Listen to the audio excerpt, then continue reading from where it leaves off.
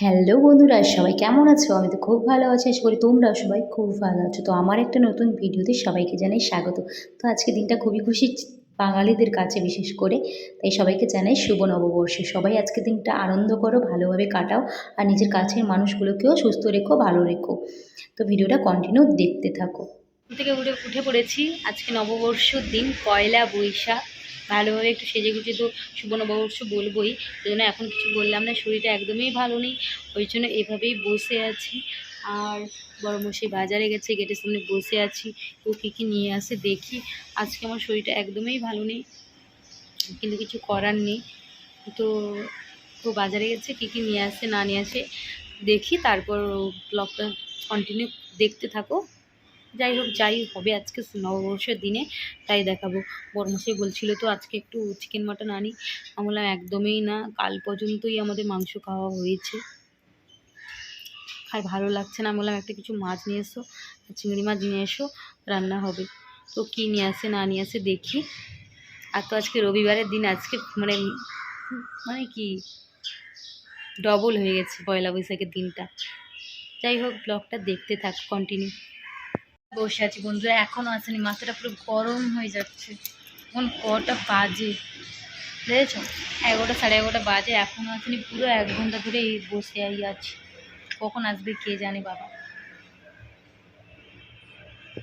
বড়মশাই বাজার থেকে চলে এসছে, অনেক কিছু বাজার করে নিয়ে এসছে। আর ভীষণ গরম ছিল আর ভিড় ছিল বললো বাজারে প্রচুর। আজকে যেহেতু পয়লা বৈশাখের দিন ছিল, ওই জন্য প্রচুর বাজারে ভিড় ছিল। কী কী মাছ নিয়ে এসছে দেখি, বা কী কী নিয়ে এসছে দেখি। তারপর বাড়ির সবার জন্য অনেক খাবার নিয়ে এসেছিলো, সবাইকে সার্ভ করে দিয়েছি। আর বাবার, আমার আর বড়মশাইয়ের বাকি ছিল, সেটা কী কী দেখাচ্ছি দেখো। এই দেখো, পুরি আর পুরির সঙ্গে তরকারি, আর এটা ছিল চাটনি আর ধোকলা। খেয়ে নিই, তারপর তোমাদের সঙ্গে কথা হচ্ছে। তারপর বাবা আগে চান করে ঠাকুরকে ফুল দিচ্ছিল আর মাকেও ফুল দিচ্ছিল। মন তো প্রচণ্ড খারাপ হচ্ছিল মায়ের জন্য, আমি তো মাকে কোনো দিন দেখিনি। আর বড়মশাই, বাবার সবারই মন খারাপ হচ্ছিল। আর আমরা সব অনুষ্ঠান বা যে কোনো দিনে মাকে ভীষণ মিস করি। মা, তুমি যেখানেই থাকো ভালো থেকো, আমি তো তোমাকে দেখতে পেলাম না। যাই হোক, বাবা সব ঠাকুরকে এখনও সিঁদুর পরিয়ে দিচ্ছিল, মাকেও পরাবে। পুরো ভিডিওটা তোমরা দেখতে থাকো, দিলে বুঝতে পারবে। এখানে কালী মাকে পরিয়ে দিচ্ছে আর গোপাল সোনাদেরকেও পরিয়ে দিচ্ছে বাবার সিঁদুর। আর ওদের জামাটা আমি আনিনি, ওকে আমি পরাতে পারবো না, ওই জন্য আমি আনিনি। পরে আমি যাব, গিয়ে ওদের জন্য জামা কিনে নিয়ে আসবো। আর ওরা তো প্রায় প্রত্যেক দিনই বলতে গেলে নতুন জামা কাপড় পরে। বাবা নিয়ে আসবে বলেছে। তারপর সিঁদুর পরিয়ে দিল মাকে, তোমরা দেখতে পাচ্ছ বাবা কতটা মিস করছিল। একটু খালি লেগে গিয়েছিল, বাবা কি সুন্দর করে মুছে দিচ্ছিল। কত ভালোবাসে, ভালোবাসাটা আর ভগবান দেখতে পারল না, নিয়ে নিল। যাই হোক, সব কিছুই ভাগ্য, কী আর বলবো। কেমন করে দেখছে, মন খারাপ করে, দেখেছো বাবা? মাছ অনেক দিন চলে গেছে আমাদেরকে ছেড়ে।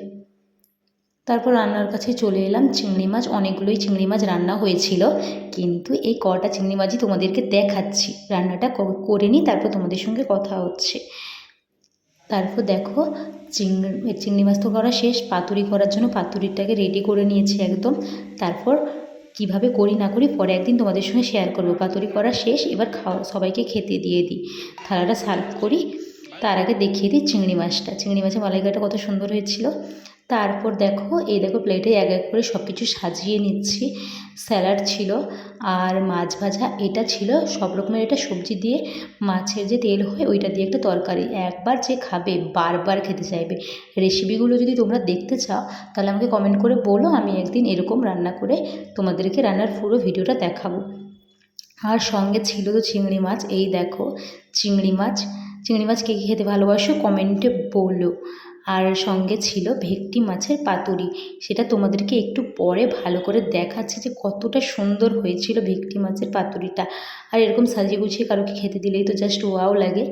দেখো, এই দেখো ভেটকি মাছের পাতুরিটা পুরো দোকানের মতন হয়েছিল, সত্যি কথা বলছি। সবাই খেয়ে নিই, তারপর তোমাদের সঙ্গে কথা বলছি। তারপর খাওয়া দাওয়ার পরেই আমি চানটা করেছি। চান টান করার পর দিদাকে একটু প্রণাম করে নিলাম, গোপালকে একটু মানে দূর থেকে প্রণাম করে নিলাম, আর সবাইকে, বাড়ির সবাইকে প্রণাম করে নিলাম। তারপর মাকেও একটু ছুঁয়ে প্রণাম করে নিলাম। প্রণাম পর্ব শেষ করার পর একটু বসছিলাম, সবাই মিলে খেলা দেখছিলাম। কলকাতাতে খেলা হলো, দেখতে যেতে পারলাম না। তারপর বসে বসে টিভিতেই দেখছি। তারপর ভীষণ শরীর খারাপ করছিল, বড়মশাই এরকম মাথা টিপে দিচ্ছিল, বড়মশাই কোলে মাথা দিয়ে এরকম ঘুমিয়েছিলাম, আর বাবাও দেখছিল, সবাই বসে দেখছিলাম টিভি ঘরে বসে। বড়মশাই এরকম মাথাটা টিপে দিচ্ছিল, খুবই আরাম লাগছিল।